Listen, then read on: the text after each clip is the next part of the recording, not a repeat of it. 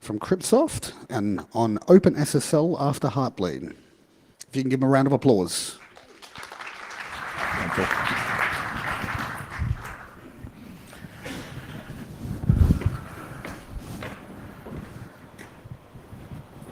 Well, good morning, everyone. I can't see a thing from up here, which is useful at times.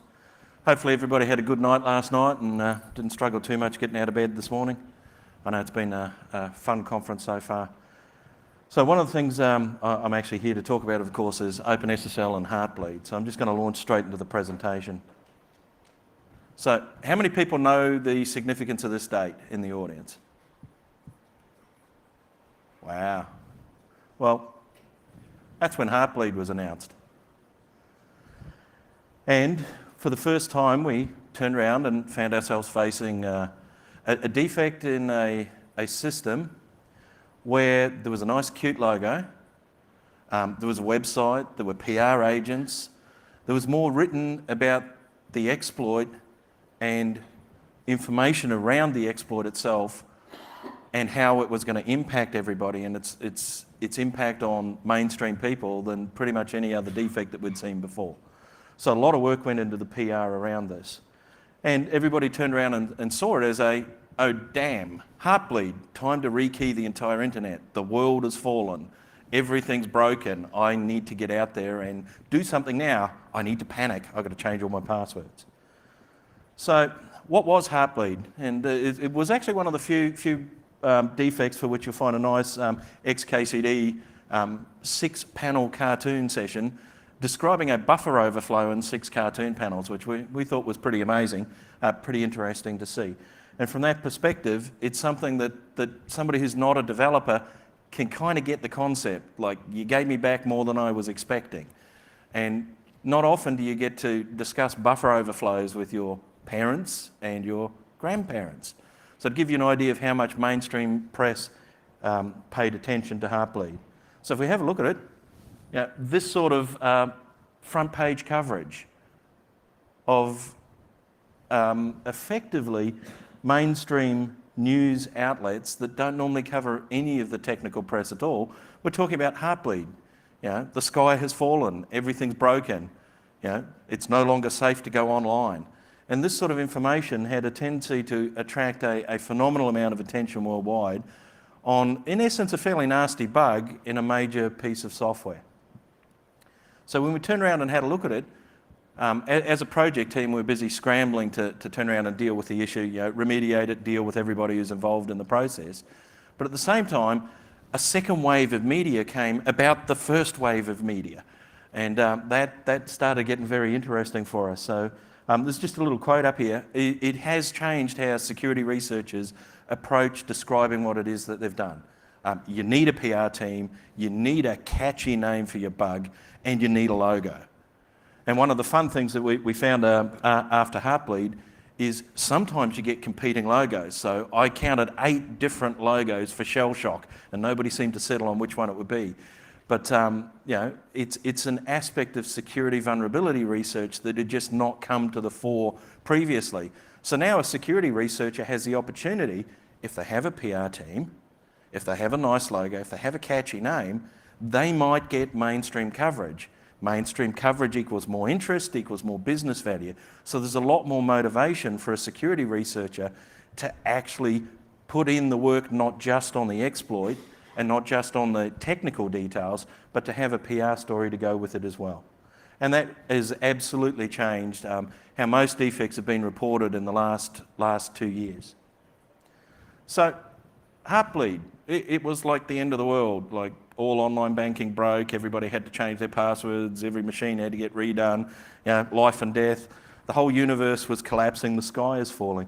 Well, in reality, there's a whole pile of other defects that have been occurring both before and after that are of a serious nature, that have impacts that can turn around and certainly hit your security.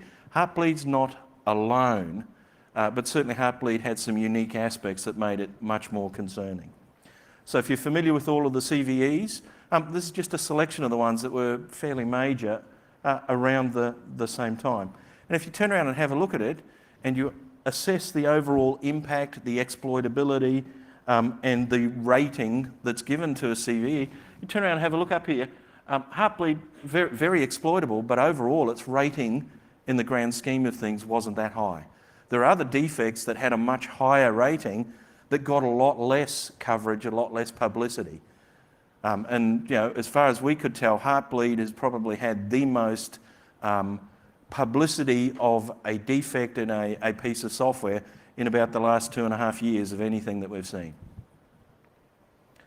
So what actually happened? How did HeartBleed come about?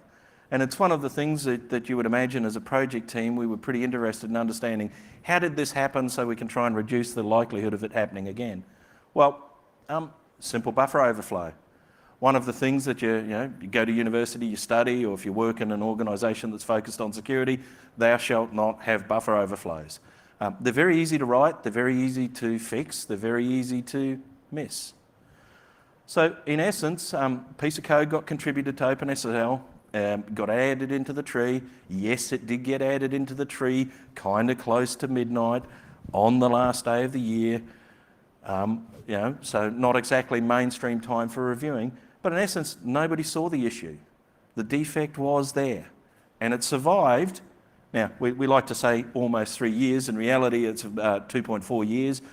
In mainstream media rounding, that's 3 years.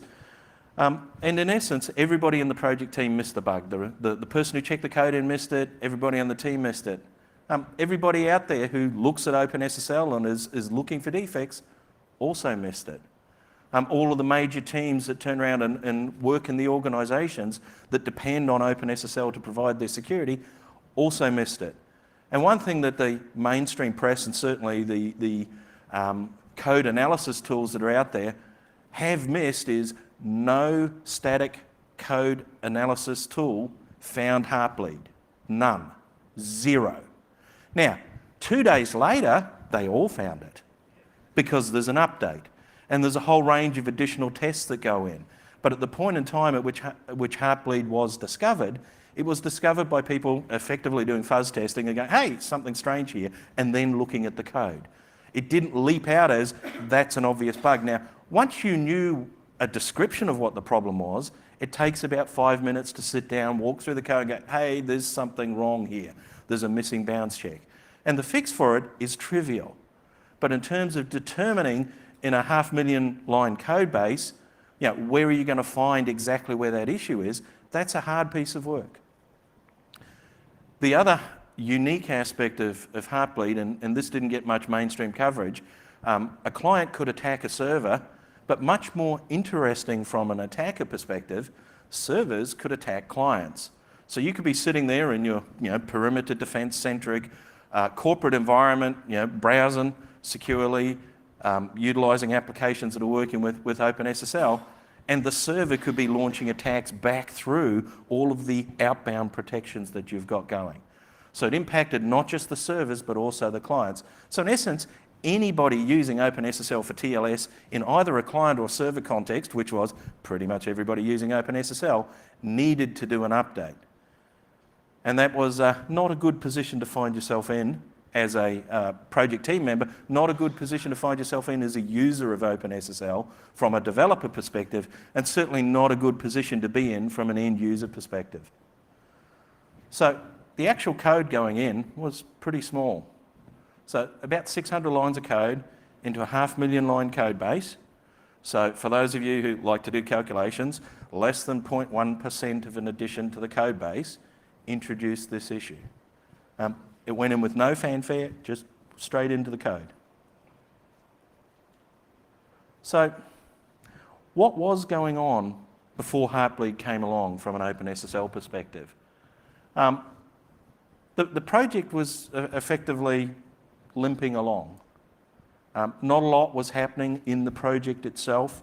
There was no formal announcement process, no idea of at what point in time will the next release of OpenSSL come out. What are you working on? What's going to be fixed? When can I expect my defect to be looked at? The answer to all of those were silence. So you never knew what was going to happen in the project. The source remained, how should we put it, arcane and unapproachable. So it did mean for the developers it was pretty hard to maintain, but more importantly for the pool of people who wanted to contribute to OpenSSL, it was difficult to contribute. So it was pretty common to turn around and see patches come in and get ignored for years. The developers, of course, who were working on OpenSSL had day jobs or were trying to earn a living or frankly had no living at all. So everybody was overworked, overcommitted, underpaid. And when that combination occurs, you have a tendency to not be particularly open to taking input that's coming in. The project donations in the 2 years leading up to HeartBleed were about less than $2,000 US. Now, I don't know your viewpoint on it, but I know I don't do much work for less than $2,000 over a 2-year period. You know, you have a tendency to want to actually get remunerated for the efforts. You've got to be able to live. So from that perspective, there wasn't a lot happening in the project prior to HeartBleed. And if you turn around and have a look at the repository out at GitHub, this is over a 2-year period, every developer that did more than 100 commits to the tree. Both of them are listed here. More than 100 commits over 2 years. Not a lot.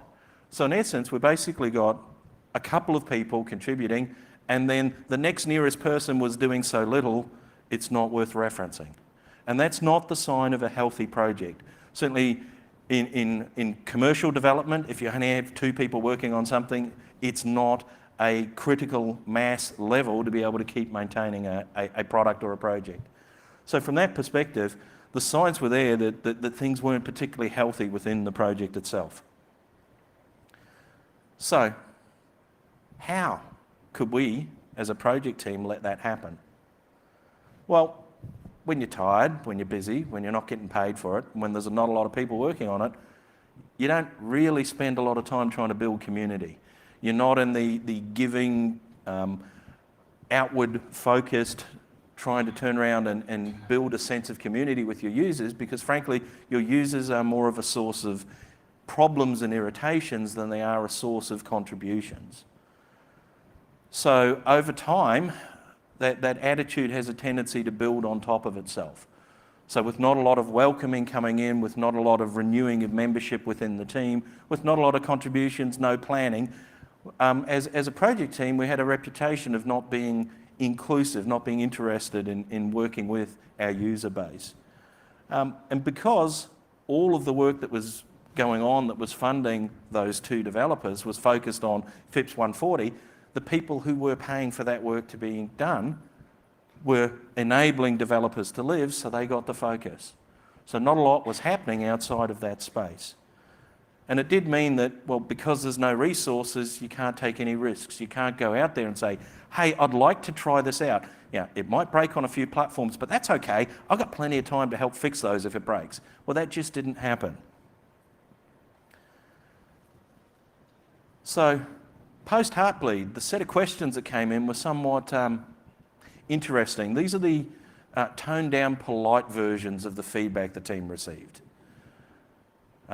It's sort of, you could sum it up as basically, how could you guys who we don't pay anything for ever make a mistake like this? You must be morons. We're never going to use your stuff again. Right? And that was very character building for the team, absolutely. So from that perspective, the feedback was pretty intense, not particularly appreciated, but the sentiment behind it is this is a project that everybody depends on. This is a project that should be well funded, that should have a team of people focusing on it because everybody's relying on it. It's been out there for a long time. It's one of the most widely used crypto toolkits on the planet. Why isn't it better funded? Why aren't there more people working on it? You know, how can developers make mistakes?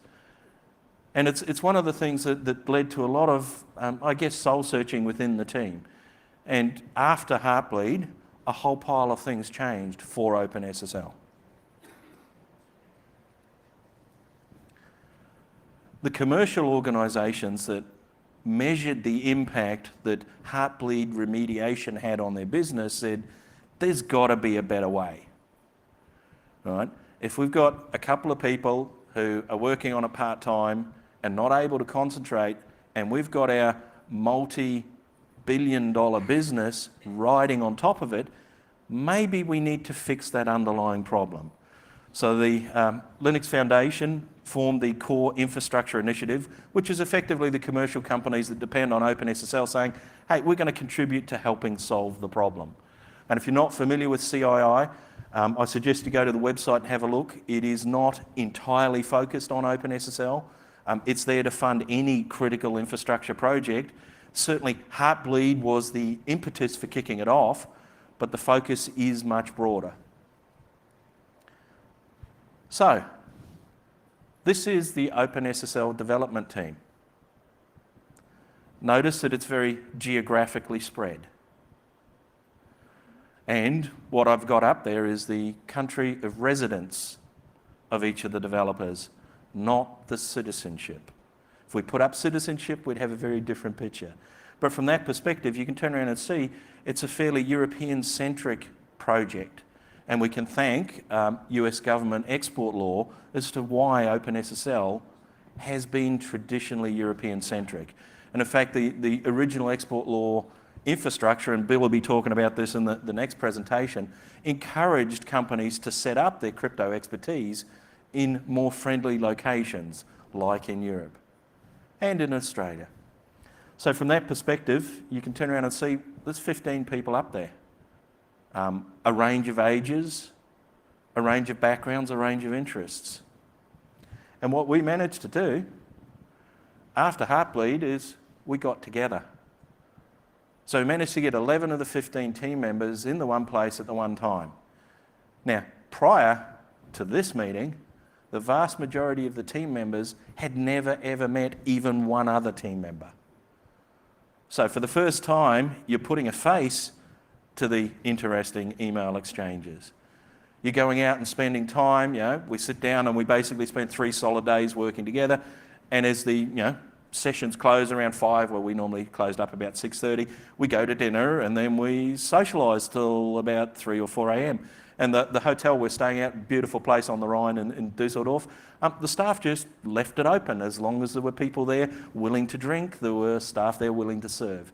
So we really, as a project team, managed to get to know each other a lot better. And during the day, we sat down and figured out this concept of not being able to know what's coming is just not acceptable. So we developed the formal policies for how do we go about releasing. We developed an end-of-life strategy. We decided when things were going to get terminated. It's like you can't sit down and keep a code base alive that you've been working on for the last 10 years. You haven't really done anything other than try and keep it alive because people are using it. You have to encourage people to move forward.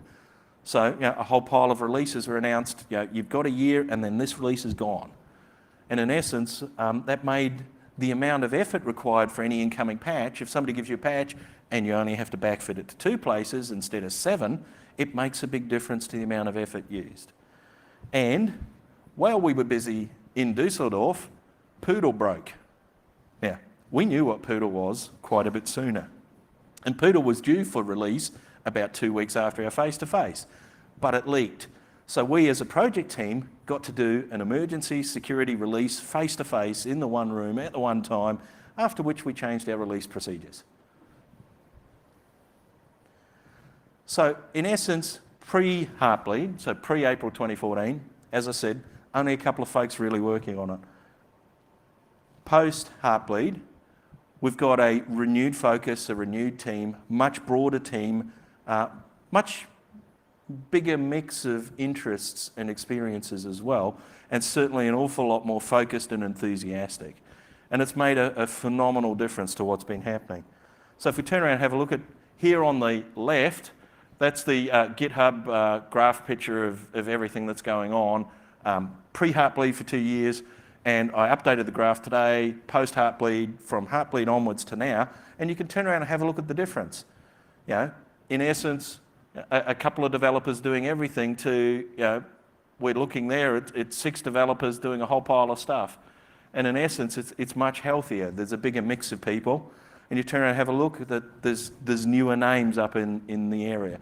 So we've got a lot more code going in by a lot more people across a lot more areas in OpenSSL. And that's a sign of, more people should lead to a much better result. We're certainly seeing a lot more progress, a lot more feedback. Everything's out there on GitHub. The policies are visible to everybody. And in fact, we get people commenting on our policies. It's like, well, why can't you have a policy that says, if a company donates more than $10,000, you keep a release open? We go, thank you very much for your suggestion. Next. Certainly the level of traffic and feedback that's been coming from the user base has been much greater post HeartBleed because everybody's interested. It's like, I might do something that's good for me. I might get some publicity around exactly what's going on. I might be able to see more things that are happening. So a lot of stuff's going on. If you turn around and have a look at how we're going about fixing defects. So CERT has a please turn around and deal with your CVE within 45 days if you can target. Project Zero, it's 90 days. And from a project team perspective, we're trying to hit the 45-day mark. We don't always get there, but that's the objective in terms of we know about an issue, the remediation's available within that time period. And a lot of the time period in dealing with a CVE request, it's not technical, it's organisational. It's dealing with the people who've reported it, it's dealing with the downstream vendors who are impacted, it's dealing with people who are the security researchers who've got their own PR schedule that you need to fit in with, and you've got to recognise that. Somebody did the hard work to find a defect, it's got to have value to their business, so you have to coordinate that. And often we end up with conflicting embargoes and we have to deal with that between the organisations involved. So there's a lot of work that goes in it. The technical work in dealing with an exploit is rather trivial. It's the organisational communication that takes the overheads. Bugs. So in the blue line there is the defects closed. The red line is the defects not closed. So the red line going up is a very, very bad sign. You can see a little point of inflection there. That's kind of about when the project team changed and we turned around and had a much greater number of people working on it. And we, in essence, with resources able to work on it, we're able to go back and turn around and look at a whole pile of defects and deal with them and close them. In fact, there's a whole pile of defects that were sitting in there that were more than 5 years old that had been fixed more than 4.5 years ago, but the defects simply hadn't been closed. But nobody had had the time to sit back and go and have a look at it. So these are the sorts of things that we ended up having to do. Go and have a look at the defects. Now, the target, of course, is to get the defect list down so low that everybody's happy with what's going on. And we're focusing at each release, we actually have a target of no more than this number of defects open that are older than this date. And we're, in essence, we're tracking to being able to hit that target for the 1.1 release.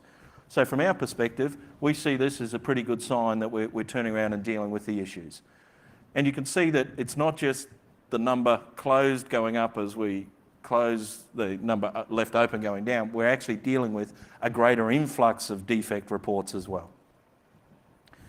Thanks. And one of the things you might find interesting is to go and sit on GitHub and click the forks. How many forks have you got? Well, GitHub says there's too many. Now, too many means more than 1,100 forks. So once you break the 1,100, GitHub stops graphing. So forking is a good thing. It means people are using the code base. If you turn around and have a look at the people who are tracking it, the stargazers, more than a couple of thousand people monitoring everything that's going on in OpenSSL. And this is just one of the examples of something that, pre-HeartBleed, this would never have happened. Somebody report an issue and it's remediated in 15 minutes. Post-HeartBleed, this is considered, hey, we should be doing more of these. So we've been focusing in on exactly what should happen in terms of everything that's going on. Now, there is a phenomenally larger community of security researchers focusing in on every aspect of OpenSSL. There's been a formal audit, there's been static code analysis tools updated. The amount of attention that's being applied to the code base is orders of magnitude higher than it was pre-HeartBleed. And that is a good thing for the industry, it's a good thing for the project. It's a bit of a roller coaster ride with an increased volume of information coming in. But the more people who have a look at it, the more research that's going on, the better the code base will come. issues that come in are absolutely addressed much faster than they used to be. And probably one of the single biggest changes in the project is nothing goes into the code base without a second reviewer. So pre-HeartBleed, anybody who happened to have access to the repository, if they felt they wanted to put some code in it went. Post-HeartBleed, basically you've got to get somebody else on the team that agrees with what's going on. If there's a disagreement between the developers, it goes for a full formal vote inside the project team. So that decision making, some folks were worrying, it's going to turn around and mean we move slower. It's actually meaning we move faster. There's more reviewing, more diverse views, less churn in the code base because you actually get the review comments. And a whole pile of that reviewing is actually going on out on GitHub. There's also a private internal review system for things like security bugs. There's a roadmap up, and we report our progress against the roadmap. We don't always get it right. We're not always hitting the commitments that we've put into the roadmap. And when we don't hit them, up it goes, nice and public. We missed this one because there's no point trying to hide it. As an open source project, people can figure out exactly what's going on. So we save people the time at figuring out how good we are at keeping our commitments by simply reporting against them. We've basically got to turn around and accept the fact that we're not just a TLS stack. A whole pile of people use OpenSSL for core cryptographic functionality. So we can't just turn around and say, hey, let's ditch those 20 platforms that we don't particularly like to maintain. We have to keep those less common platforms in the code base because, in essence, we have users who are depending on it. We've turned around and, as I said, terminated a pile of releases. Well, in essence, what we're trying to do is have the major stable release and the pending development release. We're trying to sit at a 2-release issue in terms of what we've got to deal with. And from that perspective, we realised we had to offer a fairly lengthy end of support date. So for those of you who are still sitting on 101, at the end of the year, there will be no further releases. And at the moment, it only gets critical security updates. And that's simply what has to be done to be able to keep the workload at a reasonable level. What are we doing in 1.1? Well, what have we done in 1.1 in the last little while? We've turned around and, in essence, hit a whole pile of things. The single largest piece of work that's developer impactful is taking all of the internal data structures and making them opaque. And this is a preemptive move to allow restructuring going forward that won't impact users, but it's a one-time hit. And in essence, a lot of the interesting APIs in OpenSSL, interesting means, crappy, are there because you couldn't change anything. You had developers diving into the internal infrastructure, the internal structures looking at fields because there was no other way to do it. So 1.1 is focused on making things opaque for a forward-looking reason. There's an asynchronous API for dealing with the TLS protocol, which happens to couple really nicely with some Intel hardware features. That's something that you'll see a whole pile more information about. IPv6, Dane support's gone into the base code base, a whole pile of things along the lines that are turning around and making life a little interesting.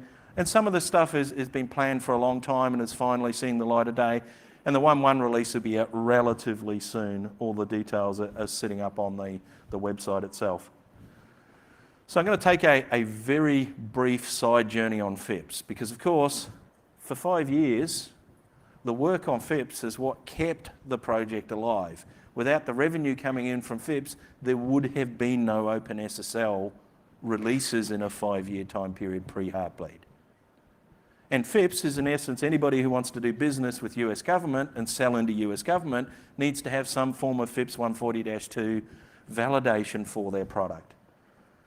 So a lot of focus pre-HeartBleed was on this work, which was important to commercial vendors, but not important to all vendors because a number of companies managed to find that they can sell products to somebody other than US government. And a validation process in itself is quite time consuming. So the first validation for OpenSSL, and I've got to put my hand up, at the point in time this validation was going on, I wasn't part of the OpenSSL team. I worked for what would be considered a competitor. And it was a long journey for the OpenSSL project to get that first validation. It was the first validation that, in essence, was an open source project doing a source build validated process. And it's something that broke major ground in terms of the FIPS process.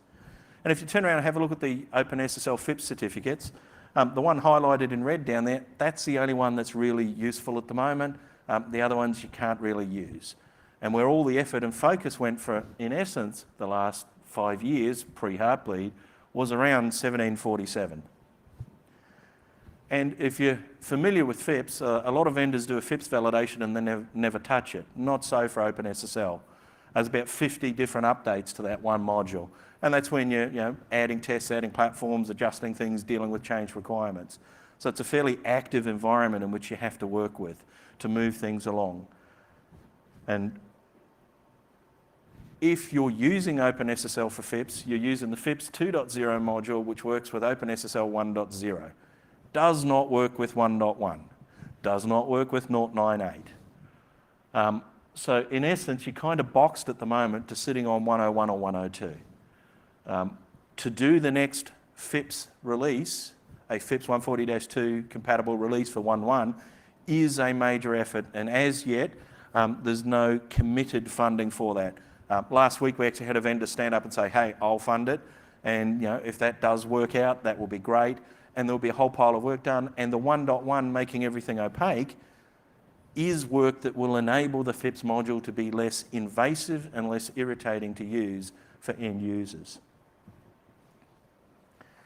And if you're OpenSSL and you have to go around to get multiple vendors to agree to turn around and say, hey, I'd like this platform, you end up collecting a whole pile of platforms. And it's a really interesting mix. This is, at the moment, quite a large list. I think there's been a total of 177 platforms. And there's actually been a total of 244 public OpenSSL-based modules validated, and at least 50 that aren't public that use OpenSSL. So in terms of the amount of FIPS validation requirements being met by OpenSSL, it surpasses every other vendor by a long shot. So what can we do in future? Well, the most important thing from a project team perspective is don't forget the lessons of the past. Because if you are aware of them and you keep an eye on them, hopefully we're less likely to repeat those problems. So we're turning around and basically saying, it's a team.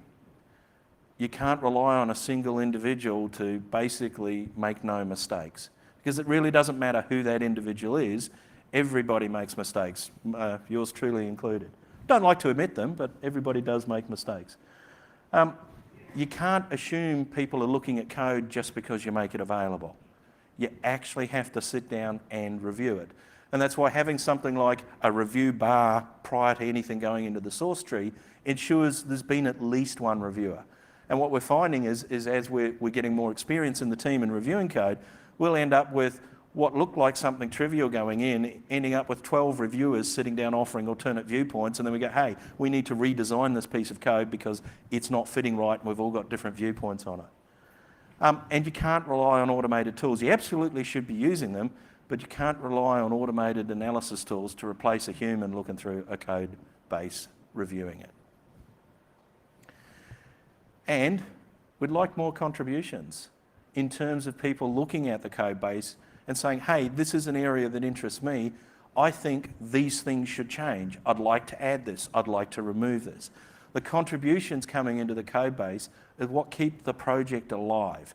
So the more interactions that we can get with the people who are using the code base, the healthier the project will be, the longer term it will last.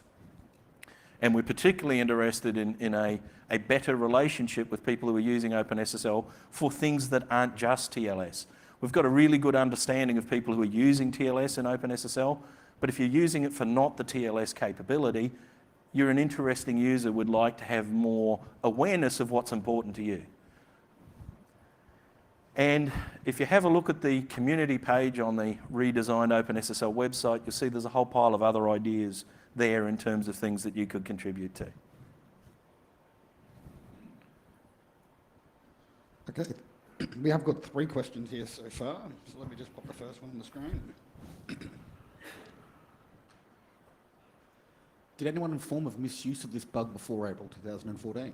No, but a number of vendors actually sat down and went back to determine whether or not their existing tools would have generated any log entries if this bug was being exploited.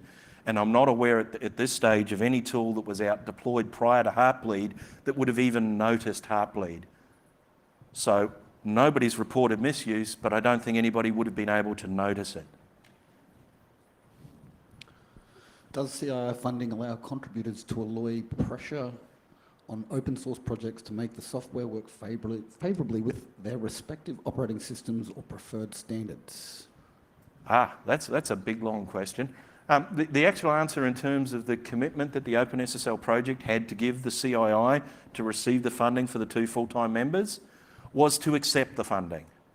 There are no conditions attached, no requirements to do any particular piece of work, no requirements to work on any features, no requirements to align with the objectives of the CII or even the objectives of any of the CII members. So it was funding intended to help the project with no strings attached. And that's one of the things that actually made it a very generous offer on the part of the organisations that formed the CII. Any cooperation with the GNU TLS authors? GNU TLS, from the perspective in terms of sharing defects that are at the protocol level, we have a pretty good relationship with GNU TLS. Defect information that remains confidential in terms of protocol impacts flows in both directions. They're actually quite a nice project team to work with. And in fact, for most of the projects that are either open source or within a vendor that are working on a TLS toolkit, there is a level of cooperation between the developers working on those code bases. The relationships aren't always harmonious, but the information does flow in both directions. Well, on that note, that was the last of the questions. If everyone can give Tim a round of applause. Thank you. And don't forget to vote. Yes, I'll leave your feedback using the app, guys.